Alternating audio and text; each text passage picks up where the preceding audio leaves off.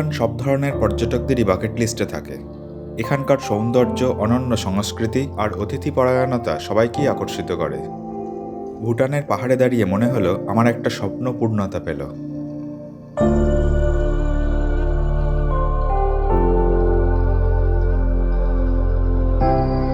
আমি ঘুরেছি থিম্পু, পারো, পুনাখা, এই 3 শহরকে কেন্দ্র করে। শহরগুলির অচেনা প্রান্ত আর গ্রামগঞ্জের ছন্দ আরও মুগ্ধ করেছে।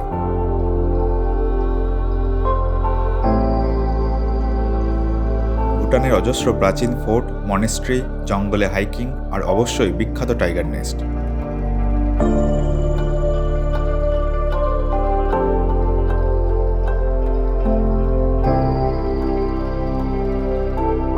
আমার গাইড ছিলেন সাঙ্গে দর্জি, গাড়ির চালক ছিলেন উগেন ডেমা, আর ভুটান ট্রিপের প্যাকেজ নিয়েছি ওয়াও গেটওয়েজ থেকে, হোটেল অ্যান্ড হোমস্টের চেইন কোম্পানি হিসেবে পরিচিত। আমার ভুটান ভ্রমণের গল্প আশা করি আপনাদের কাছেও উপভোগ্য হবে।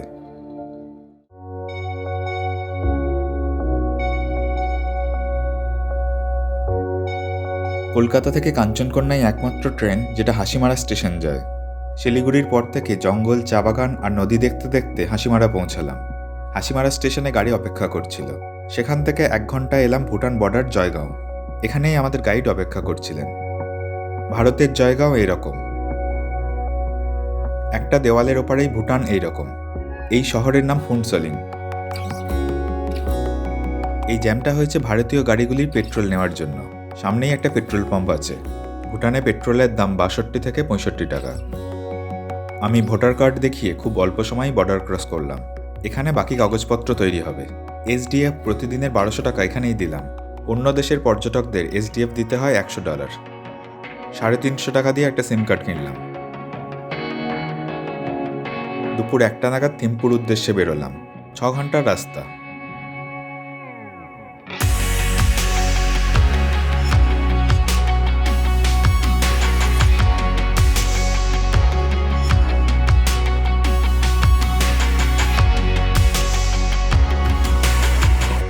ঘণ্টাখানেক পর এখানে দাঁড়ালাম। পরিচ্ছন্ন সুন্দর টয়লেট। ভুটানে পরিচ্ছন্নতার দিকে খুবই নজর দেওয়া হয়, আর টয়লেট কোনো জায়গাতেই অপরিষ্কার পাইনি। কাছেই এই চোরতেনগুলো দেখে ভিতরে ঢুকলাম। সম্ভবত স্তূপাকাণ্ডের পরেই ভুটান সরকার পর্যটকদের জন্য কিছু নিয়ম আনেন, যেমন SDF দিতে হবে আর গাইড নেওয়া বাধ্যতামূলক। যে গাড়ি পর্যটকদের জন্য থাকে সেগুলোও একটু ভালো হয়। আমার গাড়ি ছিল ক্রেটা। হোটেল কমপক্ষে 3 স্টার ক্যাটাগরির বা ওই মানের হতে হবে। এটা আমার রুম।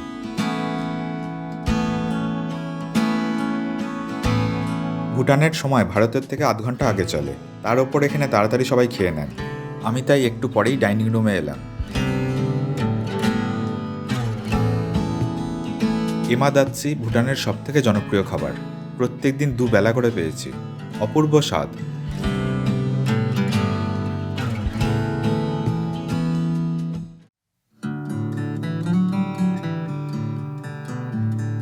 সকালে বারান্দায় এসে দাঁড়ালাম।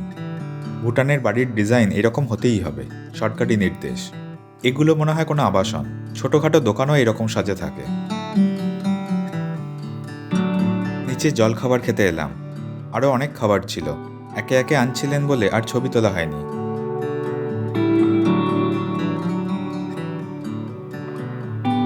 জলখাবারের পর থিম্পু শহর ঘুরতে বেরোলাম। থিম্পু ভুটানের রাজধানী শহর আর ভুটানের সবথেকে বড় শহর।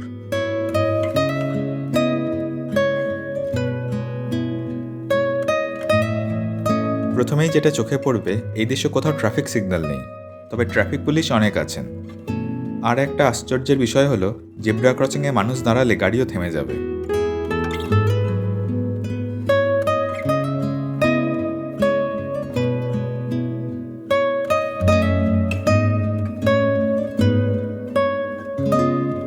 এখানে একটা সুন্দর ঘটনা ঘটল। এই ভদ্রমহিলা গাড়িকে এগিয়ে যাওয়ার সুযোগ দিলেন।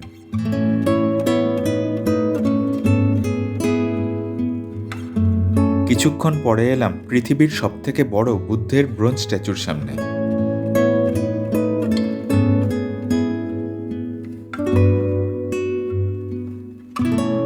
177 ফিট লম্বা। তৈরি করতে খরচ হয়েছে প্রায় 850 কোটি টাকা। মূর্তির ভিতরে উপাসনা গৃহে 1,25,000 ছোট ছোট বুদ্ধ মূর্তি আছে। ওইগুলোও ব্রোঞ্জের তৈরি, সোনার জল করা। এখানে রাজা এবং রাজপরিবারের পুজো হচ্ছে। রাজাকে ঈশ্বরের সন্তান মনে করা হয়।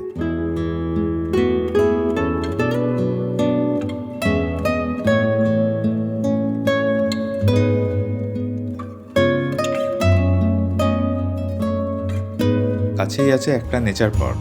গাড়ি রেখে ওপরে উঠতে থাকলাম।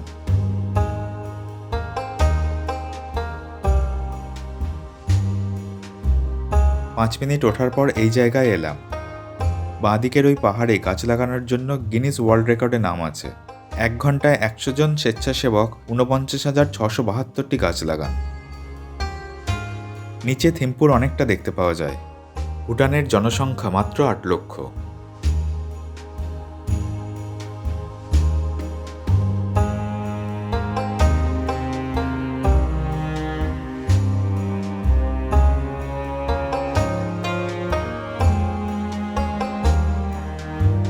বুগেনজি গাড়ি রাস্তার পাশে দাঁড় করালেন। খুব সুন্দর একটা ছবি। রাস্তার পাশে পাকা ধানের জমি, আর জমির ওপারে থিম্পুজং পার্লামেন্ট আর রাজার বাড়ি। রাজার বাড়ি খুব ছোট, গাছে ঢাকা পড়ে গেছে, তাই এখান থেকে দেখা যাচ্ছে না।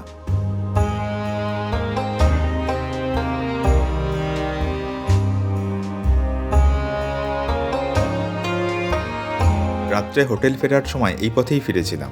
অন্ধকারে তখন এই রকম লাগছিল।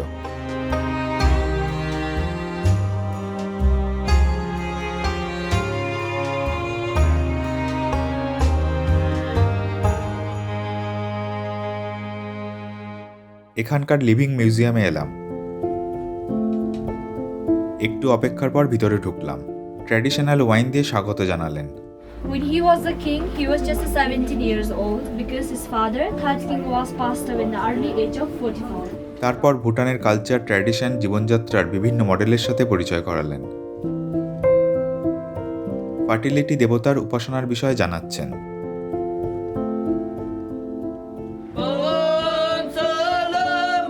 এইভাবে চাষের সময় গান করতে করতে কাজ করেন।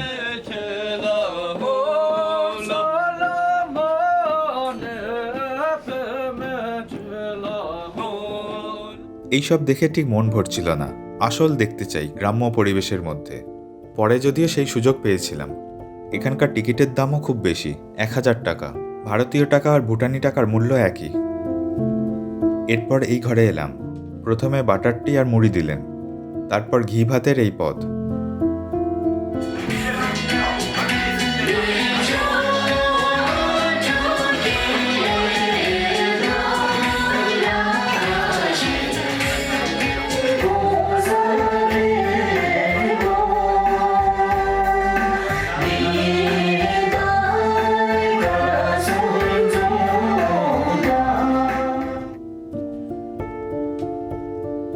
তীরন্দাজি ভুটানের জাতীয় খেলা। এগুলোও ঠিক আসল নয়।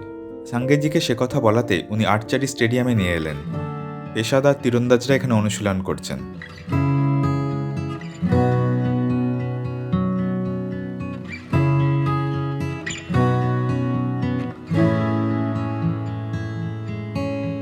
লক্ষ্য এত দূরে আছে যে দেখতেই পেলাম না। দুপুরের খাবার খেতে এই রেস্টুরেন্টে এলাম। 450 টাকার বুফে। স্বাদ মোটামুটি ভালোই। এই দেশে প্রাণী হত্যা বেআইনি, তবে খেতে কোনো বাধা নেই। মাছ মাংস সব ভারত থেকে আসে।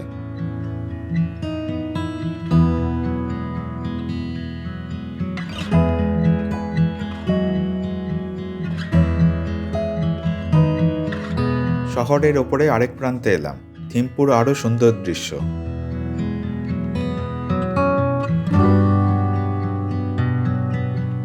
এবার যাব থিম্পুর সব থেকে সুন্দর জায়গায়। এখান থেকে 1.5 ঘন্টার মতো হাঁটা পথ। তবে রাস্তায় চড়াই উতরাই তেমন নেই, ফলে কষ্টকর কিছু নয়। পাইন, ওক, রডোডেনড্রন গাছের মধ্যে দিয়ে পথ। অনেক পাখি আছে। রাত্রে জীবজন্তুও বেরোয়।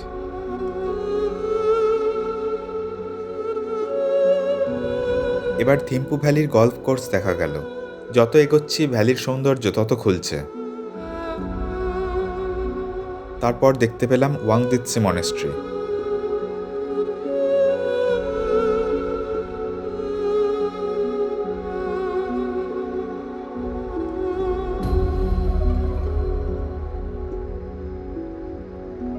মনেস্ট্রি চত্বর থেকে ভিউ সব থেকে ভালো।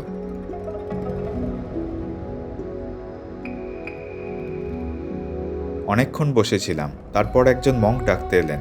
মনেস্ট্রির দরজা এবার বন্ধ হয়ে যাবে।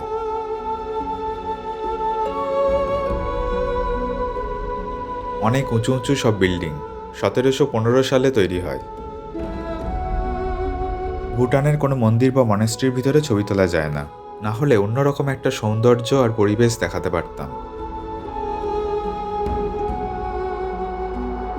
নিচে আরেকটা মনেস্ট্রি আছে, যেখানে হেঁটে যেতে হবে, আবার একই পথে ফিরে গিয়ে গাড়িতেও যাওয়া যায়। তবে এখন মনেস্ট্রি বন্ধ হয়ে গেছে।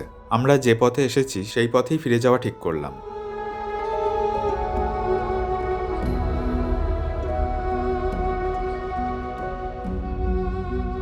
জঙ্গলের মধ্যে আধো অন্ধকারে দেখলাম অনেকগুলো বনমুরগি এখন গভীর জঙ্গলে ফিরে যাচ্ছে।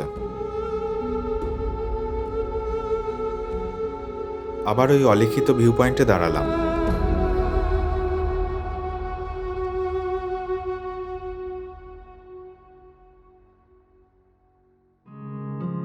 ফেরার সময় সবজি বাজারে গেলাম। এটা বাজারের গেট। সাধারণ একটা সবজি বাজার যে এরকম হতে পারে এতটা আশা করিনি। কোনো শপিং মল মনে হচ্ছিল, আর লাইটিং কোনো ফাইন ডাইনিং রেস্টুরেন্টের মতো।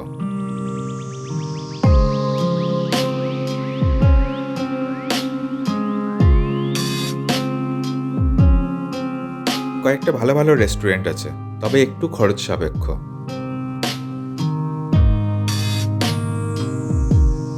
এখানে অনেক ধরনের শক্ত চর্বি বিক্রি হচ্ছে।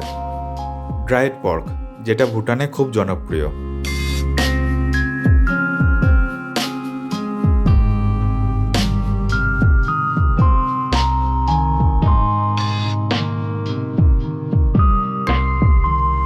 বাজার থেকে বেরিয়ে দেখলাম রাস্তার ওপারে সুন্দর একটা ঘরের মতো। সাঙ্গেজি জানালেন এটা ব্রিজের গেট। আর কত আশ্চর্য হব, এখানে সবই এইরকম। ভুটানে যে কোনো নির্মাণেই সূক্ষ্মতা আর সৌন্দর্যে পরিপূর্ণ থাকে। পর্যটকদের দেখানোর জন্য কিন্তু এইভাবে তৈরি হয়নি, প্রাচীনকাল থেকে এইরকমভাবেই হয়ে আসছে। আমার এত বিস্ময় আনন্দ দেখে গাড়ির চালক উগেনজি নিয়ে এলেন একটা নাইট পার্কে। এমনি আড্ডা দিতে এলাম। এগুলো কোনো কিছুই আমার প্যাকেজে ছিল না। আগে বলেছি আমি ট্যুর প্যাকেজ নিয়েছি ওয়াও গেটওয়েজ থেকে। আমি একা বলে খরচ কিছুটা বেশি পড়েছে, না হলে এই একই ট্যুর প্ল্যানে 3 জন থাকলে মাথাপিছু খরচ পড়তো 20,000 টাকা, আর 5 জন থাকলে 15,500 টাকা। এর মধ্যে আছে গাড়ি, গাইড, হোটেল, টোল আর পার্কিংয়ের খরচ। প্যাকেজে যুক্ত নেই খাবার, এসডিএফ আর বিভিন্ন জায়গার প্রবেশ মূল্য। এর থেকে আরও কম টাকার প্যাকেজও হয়। ওয়াও গেটওয়েজের সাথে আগেও আমি ঘুরেছি।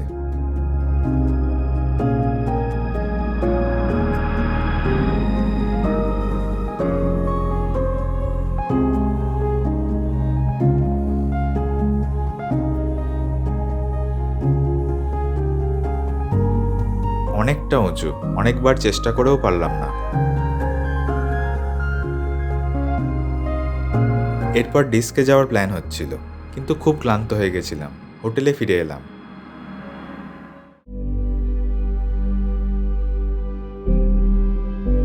জলখাবার খেয়ে বেরোবো পুনাখার উদ্দেশ্যে। 2.5-3 ঘন্টার রাস্তা, কিন্তু আমরা ঘুরতে ঘুরতে যাব।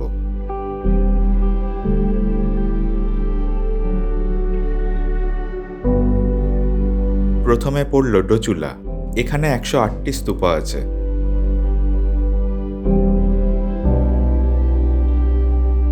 আসামের উগ্রপন্থীদের সঙ্গে ভুটানি সেনার যুদ্ধ হয়েছিল। 2003 সালে যুদ্ধে জয়লাভের পর ভুটানের শহীদ সৈনিকদের স্মৃতিতে এটি তৈরি করা হয়।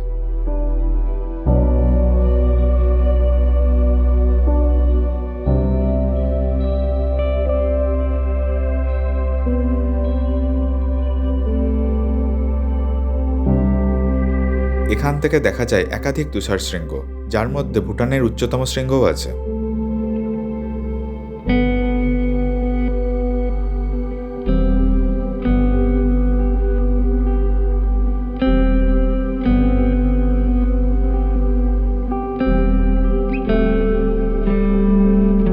একটু ওপরে একটা মনেস্ট্রিও তৈরি হয়েছে। লোসার উৎসবে অনেক মানুষ এখানে আসেন।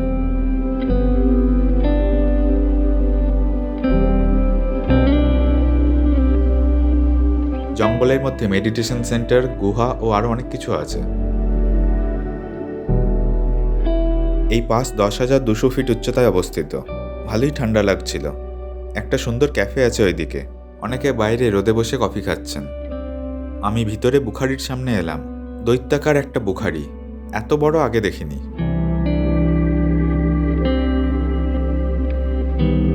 ভুটানে কর্মক্ষেত্রে তাদের জাতীয় পোশাক পরা বাধ্যতামূলক, তবে এনারা আনন্দের সঙ্গেই অন্য সময়েও পরে থাকেন। মেয়েদের পোশাককে বলা হয় কিরা আর ছেলেদের বলা হয় ঘো।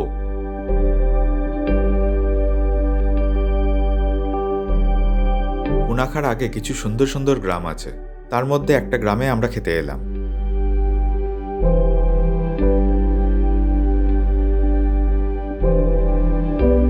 শুধু এই অট্টালিকা দেখতেই এখানে আসা যায়। পর্যটকদের কথা ভেবেই হয়তো আরও মেনটেন করা হয়েছে, তবে এখানে থাকার কোনো ব্যবস্থা নেই।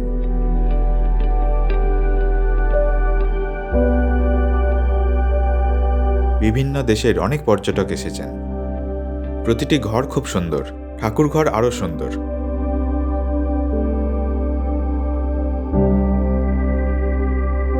Wine container, bamboo for serve bamboo baskets, like a container.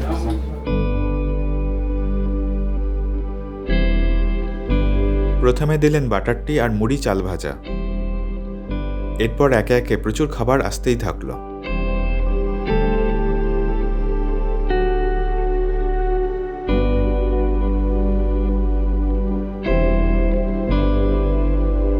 মন ভরে খেলাম।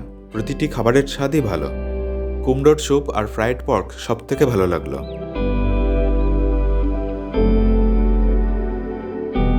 তবে ভুটানে এমাদাচ্ছি সবাই ভালো করেন। চিজ আর লঙ্কার পদ, চিজ আর আলু অথবা বিভিন্ন সবজি দিয়েও হয়।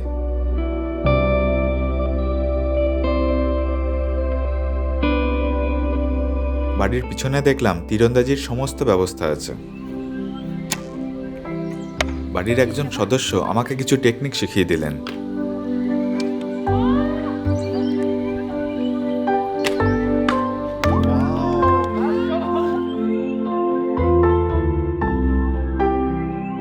এই গ্রামে প্রচুর ধানের জমি আছে।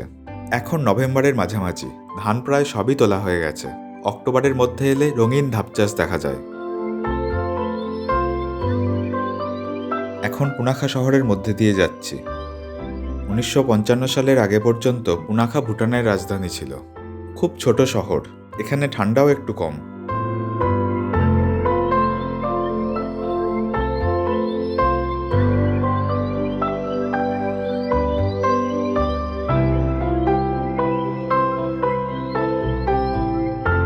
পুনাখা জংয়ের সামনে এলাম। 500 টাকা টিকিট। এই ব্রিজ দিয়ে নদী পেরিয়ে যেতে হবে।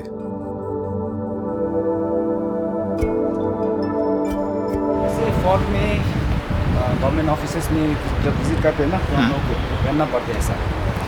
और ये रैंक के हिसाब से मिलते हैं। हम लोग लोकल के लिए वाइट, जैसे किंग के लिए येलो।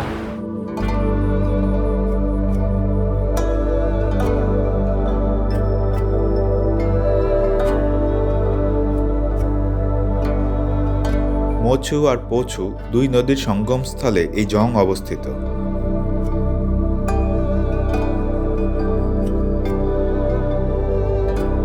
ভুটানের সবথেকে সুন্দর এই জং 1637 সালে তৈরি হয়।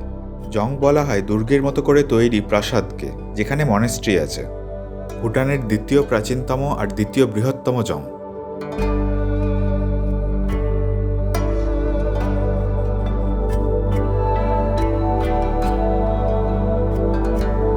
দুর্গের বেশিরভাগ জায়গাতেই সাধারণের প্রবেশাধিকার নেই, না হলে আরও মুগ্ধকর অভিজ্ঞতা হতো।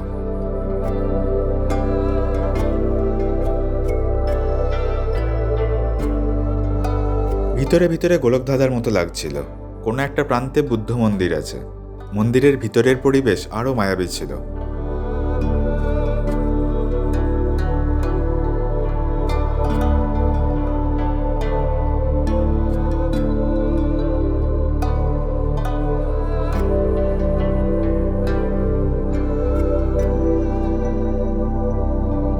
এখান থেকে একটু দূরেই আছে ভুটানের দীর্ঘতম সাসপেনশন ব্রিজ। 10 মিনিট হেঁটে এখানে এলাম। প্রচুর ওপরে 180 মিটার দীর্ঘ এই ব্রিজ। একজন মানুষ হাঁটলেই পুরো ব্রিজ দুলতে থাকে।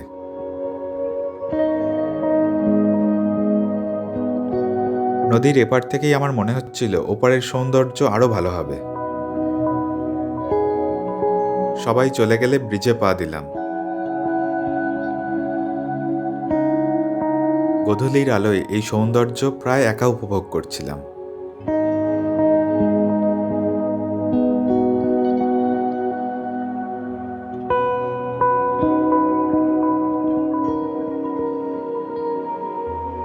ওপারে বেশ সুন্দর গ্রামবসতি আছে।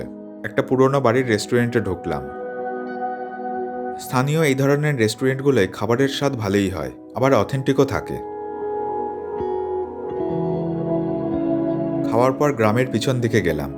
সাঙ্গেজিও চললেন।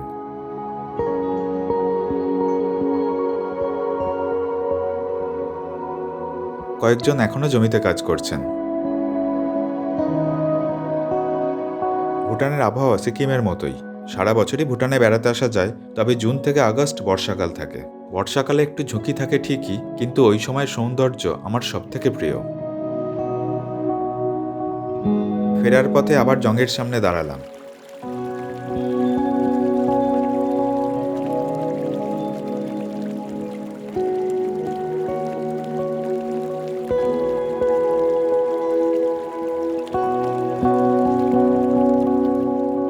পুনাখার হোটেলে ঢুকতেই ওয়েলকাম ড্রিঙ্ক দিলেন।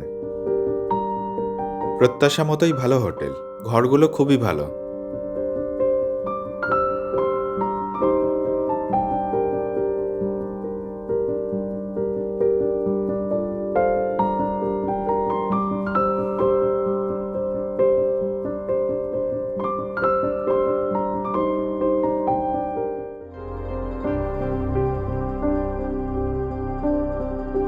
জলখাবার খেয়ে আজ বেরোলাম পারো শহরের উদ্দেশ্যে। তবে তার আগে যাব পুনাখার ফার্টিলিটি মন্দিরে। পুনাখা থেকে 10 কিলোমিটার দূরে। গ্রামে ঢুকে মনে হলো প্রাচীন কোনো সময়ে এসে পড়েছি।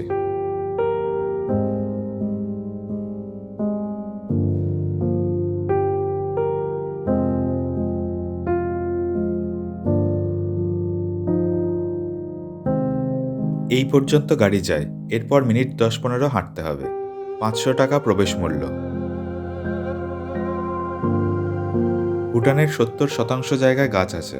আইন অনুযায়ী 60%-এর নিচে কখনোই নামানো যাবে না। এই কারণে ভুটান পৃথিবীর একমাত্র কার্বন নেগেটিভ দেশ, অর্থাৎ যত কার্বন তৈরি হয় তার থেকে বেশি অক্সিজেন উৎপন্ন হয়।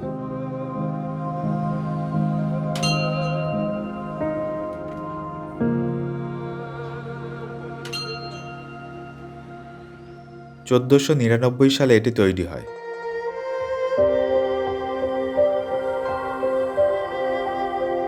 সন্তান কামনায় আর সন্তানের সুস্বাস্থ্যের জন্য এখানে অনেকে আসেন।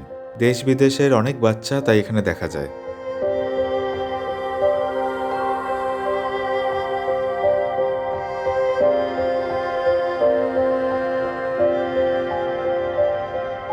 গাড়ি স্ট্যান্ডের কাছে অনেক পেন্টিং, বই আর গিফটের দোকান আছে। খুব ভালো ভালো জিনিসপত্র পাওয়া যাচ্ছে। দাম শহরের তুলনায় সামান্য একটু বেশি, তবে এখানকার সব জিনিস অন্য জায়গায় পাওয়া যায় না। রাস্তায় যেতে যেতে আরেকটা দুর্গ দেখলাম। ভুটানে এরকম অনেক আছে, সবেতে যাওয়া সম্ভব হয় না, কিন্তু তাই বলে কোনোটাই সাধারণ নয়। প্রত্যেকটির আলাদা গল্প আছে, ইতিহাস আছে, সৌন্দর্য তো আছেই। পুনাখা থেকে পারো যেতে গেলে আবার থিম্পু হয়েই যেতে হবে। দুপুরের খাবারের জন্য থিম্পুতে দাঁড়ালাম, তবে রেস্টুরেন্টে খাওয়ার আর ইচ্ছে নেই। সাঙ্গেজি তাই এই জায়গায় নিয়ে এলেন। এখানেও পুরনো ঐতিহ্যকে যতটা সম্ভব ধরে রাখা হয়েছে।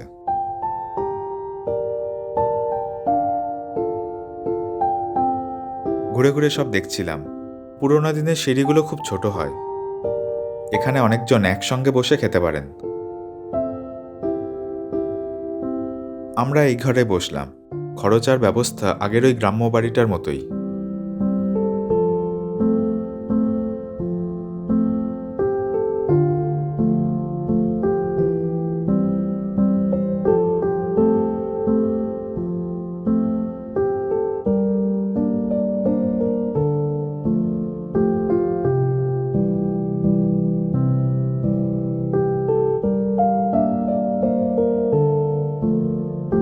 এরপর এলাম তাচক মনেস্ট্রিতে।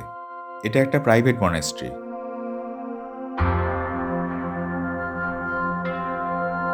তবে এখানকার মূল আকর্ষণ হলো 600 বছরের পুরনো এই লোহার ব্রিজ।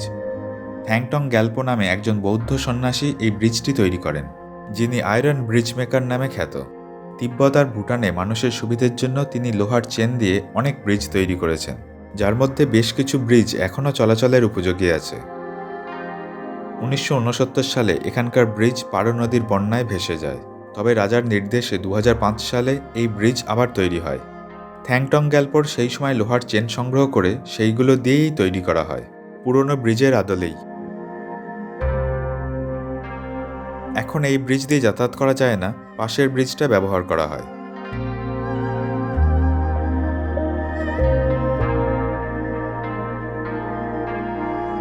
এগুলোকে বলে মিনি চড়তেন, পারলৌকিক কাজে ব্যবহার করা হয়। পারো শহরের আগে পড়ল পারো এয়ারপোর্ট ভিউ পয়েন্ট, পারো নদীর তীরে সুন্দর একটা ছবির মতোই। চারিদিকে উঁচু উঁচু পাহাড়, যার মধ্যে 18,000 ফিটের পাহাড়ও আছে। পারো এয়ারপোর্টকে পৃথিবীর সবথেকে চ্যালেঞ্জিং এয়ারপোর্ট হিসেবে গণ্য করা হয়।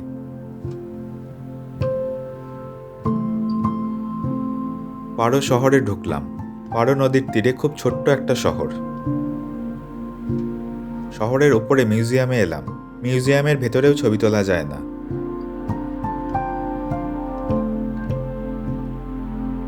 কাছেই একটা সুন্দর ক্যাফে আছে। এখান থেকে পারো শহর অনেকটা দেখা যায়। শহরের মধ্যেই ধান চাষ হয়েছে, তবে এখন খালি জমি। পারো জংয়ে এলাম, ভুটানের সবথেকে জনপ্রিয় জং।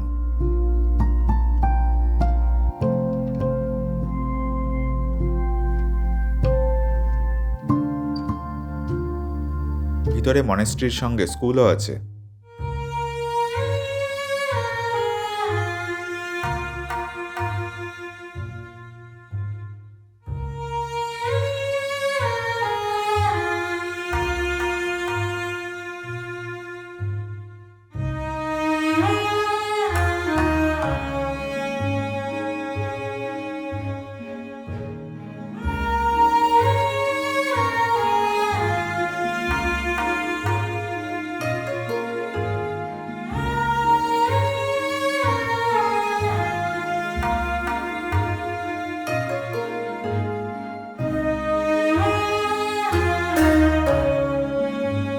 এখান থেকে শহরের দৃশ্য আরও ভালো লাগছিল।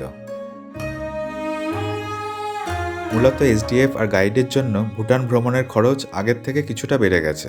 খরচের কথা চিন্তা করে অনেকে বিকল্প জায়গায় যাওয়ার কথা বলেন, কিন্তু ভুটানের বিকল্প কিছুই হয় না। এখানে না এলে জীবনের একটা অধ্যায় আমার বাকি থেকে যেত।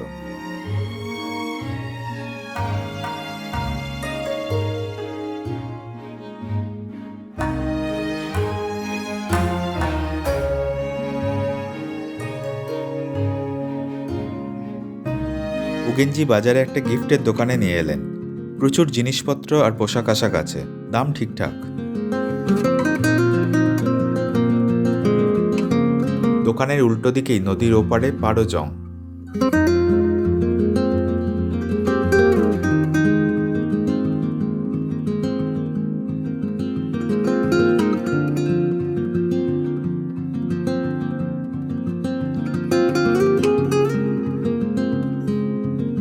রাত্রে ঘুরে বেড়াতে ভালোই লাগছিল।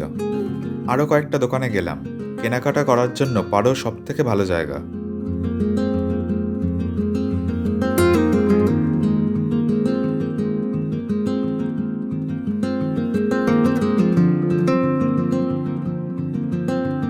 এরপর উগেনজি পার্লারে চললেন। লেডিস পার্লারে আর আমরা কি করব, ফাজলামি করতে করতে ঘন্টাখানেক কাটালাম।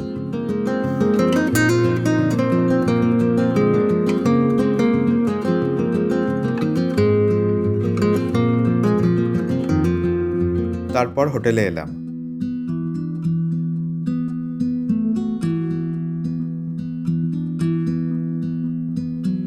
এটা আমার রুম, সম্ভবত এই হোটেলের সবথেকে ভালো রুম।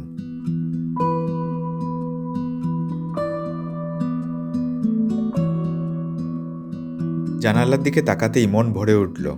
একটু দূরে পারোজংও দেখা যাচ্ছে। এই ছবিটা দেখে বোঝা যাচ্ছে এত রাত্রেও প্রতিটি গাড়ি কিভাবে ট্রাফিক রুলস মেনে চলেছে।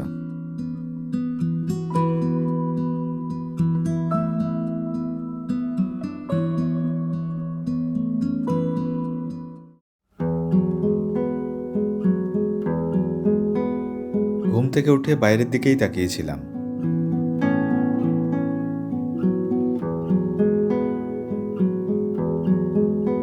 আজ যাব ভুটানের সবথেকে জনপ্রিয় জায়গায়, টাইগার নেস্ট। জলখাবারে বুফেতে আরও অনেক কিছুই ছিল, অনেকটা হাইকিং আছে তাই অল্প কিছু নিলাম।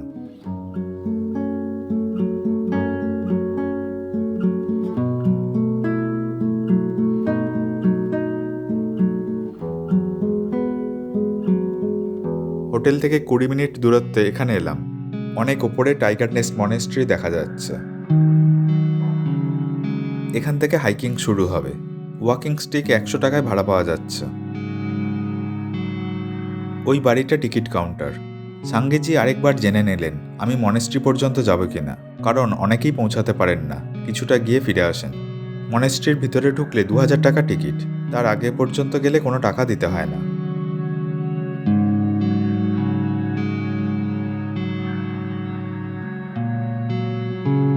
এইরকম 3টে মানেলাখাং আছে, যেগুলো জলের স্রোতে ঘোরে।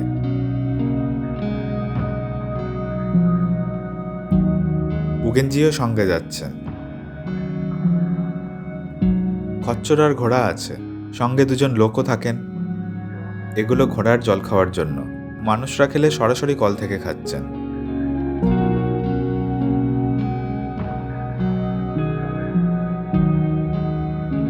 পথ তেমন কিছু অ্যাডভেঞ্চারাস নয়, সাধারণ সিঁড়ির মতো শুধু উঠে যাওয়া। তবে 7 কিলোমিটার ওঠা আবার 7 কিলোমিটার নামা। বৃষ্টি পড়লে খুব পিচ্ছিল হয়ে যায়। মাঝে মাঝেই পাহাড়ের ফাঁক থেকে টাইগার নেস্ট দেখা যাচ্ছে।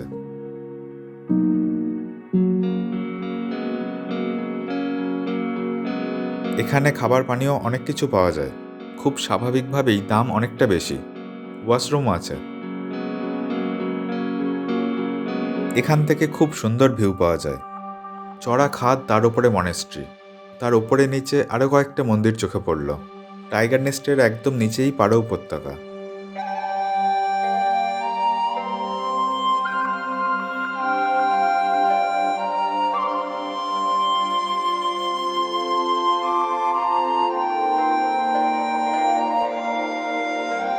(1692 সালে এই মনেস্ট্রি তৈরি হয়। তার আগে এখানে শুধু টাইগার নেস্ট গুহা ছিল। মঙ্করা জানালেন ওই গুহায় পদ্মসম্ভবা 3 বছর 3 মাস 3 দিন 3 ঘন্টা ধ্যান করেছিলেন। 9ম শতকের কথা। এখানকার আরও প্রচুর গল্প আছে। সাঙ্গেজি সেই সব বলতে বলতে যাচ্ছিলেন, তবে হাসি মজা তার থেকেও বেশি হচ্ছিল।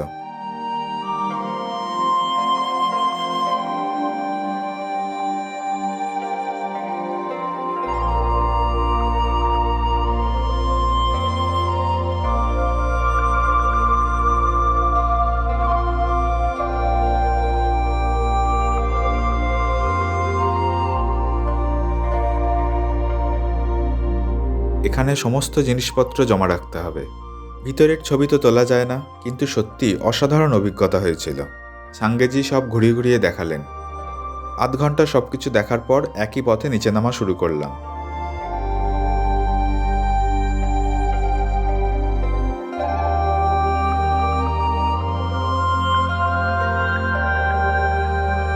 যখন নিচে নামলাম তখন প্রচণ্ড ক্লান্ত।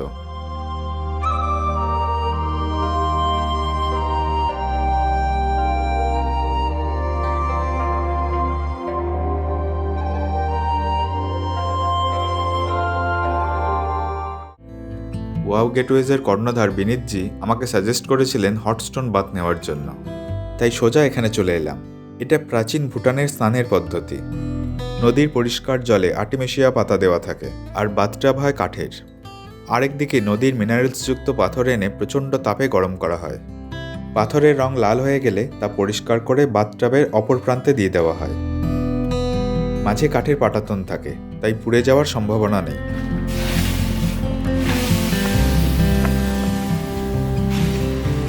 $1500 থেকে $2000 টাকা খরচ পড়ে। এবার এই জলে যতক্ষণ খুশি গা ডুবিয়ে থাকা যায়। কমপক্ষে 1 ঘন্টা তো থাকা যায়ই। ফাঁকা থাকলে নিজের যতক্ষণ ইচ্ছা ততক্ষণ শুয়ে থাকা যায়। মাঝে মাঝে এনারা গরম পাথর দিয়ে দেন। আমি 1.5 ঘন্টার মতো ছিলাম। কোনো ক্লান্তি ব্যথা তারপরে আর ছিল না।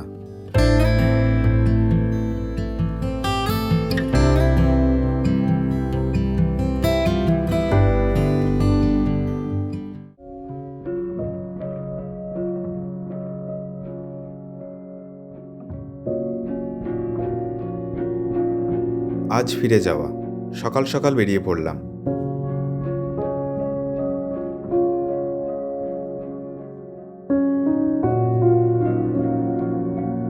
দুপুরে ফুন্টসোলিংয়ের কাছে এই মনেস্ট্রিতে এলাম। ফুন্টসোলিং পেরিয়ে জয়গাঁওতে এসে সাঙ্গেজি বিদায় জানালেন। আমার ভুটান ট্রিপ ঝড়ের গতিতে শেষ হয়ে গেল।